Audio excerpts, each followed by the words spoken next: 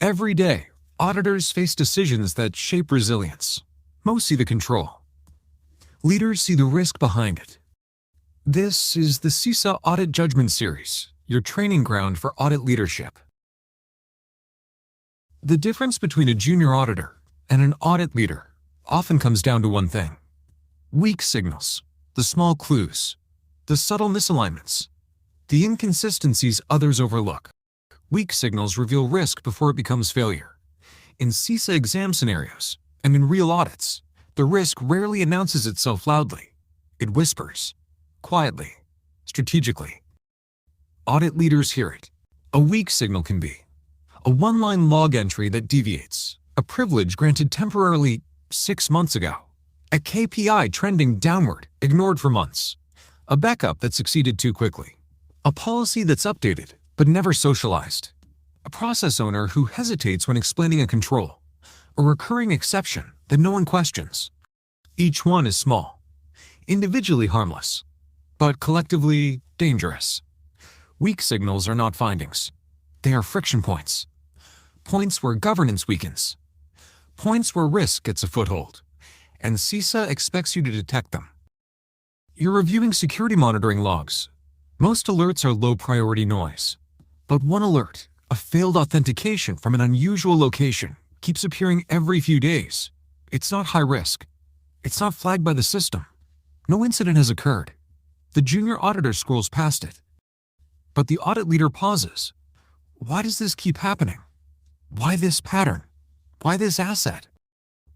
A weak signal is rarely urgent, but it's always important. Because weak signals often reveal dormant vulnerabilities, ineffective monitoring, undetected misconfigurations, under-the-radar access misuse, early reconnaissance attempts. In one real case, this exact weak signal was the first clue of a credential stuffing attack. That went unnoticed for weeks. Leaders don't chase noise. They investigate patterns. CISA scenarios often include subtle clues like the system occasionally fails, a control owner was unsure, a low-severity alert repeated, documentation was inconsistent, a user retained temporary access. The control worked, but not every time. These weak signals exist to test awareness. ISACA rewards candidates who ask, why is this happening? What risk does this hint at? Is this a symptom of a deeper issue? The wrong answers rush into action.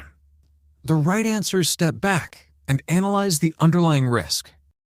Weak signals test your ability to see the hidden governance gaps that average auditors miss. And that's the foundation of audit leadership. Audit leaders don't escalate every weak signal. They interpret them. They ask, does this signal reveal a pattern? Does it suggest a systemic control weakness? Is this the first domino in a larger failure? Does this indicate behavior, process, or design risk? Weak signals are early warnings. They give audit leaders time to question, time to assess, time to prevent bigger issues. And when an audit leader brings a weak signal forward, executives listen because it shows depth, awareness, and strategic insight. Audit leadership is built one decision at a time. Today was one of them. Thank you for listening to the CISA Audit Judgment Series.